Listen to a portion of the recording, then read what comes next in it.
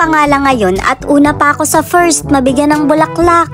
Tumawag nga si Sugar Daddy na meron daw parating na delivery para sa akin. Syempre Mare, sobrang excited ako kaya hindi na ako nakapaghintay. Nag-abang na ako dito sa labas.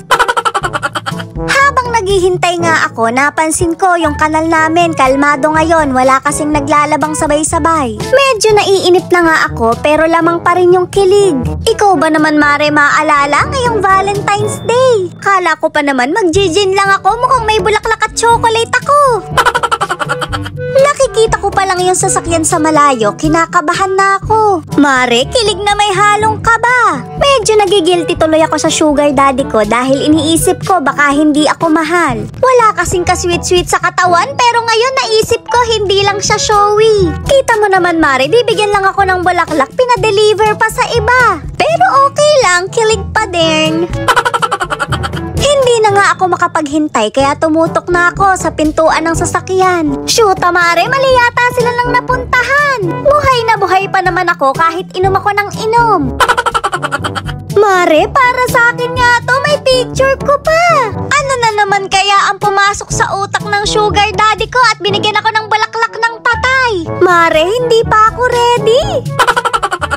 At talaga naman pati yung picture ko may background ng ulap. Parang gusto kong saktan yung mga nag-deliver sa akin. Sila muna uunahin ko, sunod yung Sugar Daddy ko. Hindi nga sila umaalis Mare hanggat hindi ko kinukuha yung bulaklak. Ano naman kaya ang gagawin ko dito? Baka bigla na lang akong paglamayan ng mga kapitbahay ko.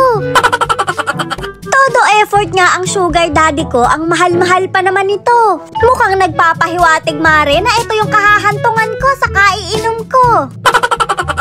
Pinipilit ko nga yung sarili ko na ma-appreciate yung binigay niyang bulaklak. Kita mo naman Mare, binati ako ng Valentine's Day from Sugar Daddy. Tinanong ko nga sila kung ano dahilan bakit bulaklak ng patay ang binigay sa akin. Mare, patay na patay daw kasi sa akin yung Sugar Daddy ko. Kinilig naman ako Mare, buhati na yan. Kahit sobrang bigat nga nito, parang napakagaan sa sobrang kilig ko. Patay na patay daw siya sa akin, Mare. Mamaya ikaw ang mapapatay ko. Sayang naman yung effort ng nag-deliver at yung effort ng Sugar Daddy ko, kaya nilagay ko dito sa labas ng pinto. Pagka pinasok ko to sa loob ng bahay namin, baka hindi ako makatulog. Baka bigla akong masama ng gising, maisip ko patay na ako. Patay na patay ka pala sa akin, ha? Huwag ka munang magpapakita sa akin mga 3 days at mainit yung ulo ko, baka ikaw ang gumamit nito.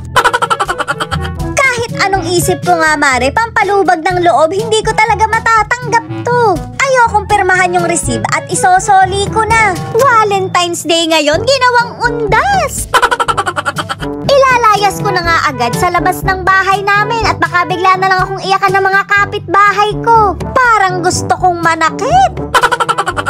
Binabalik ko na nga Mare at ang sabi ko, hindi pa ako ready. Isoli nila yan sa Sugar Daddy ko at baka siya ready na. Ayoko pang mawala dito Mare, walang gin sa langit. Ni hindi pa nga ako sure kung sa langit nga ba ang punta ko.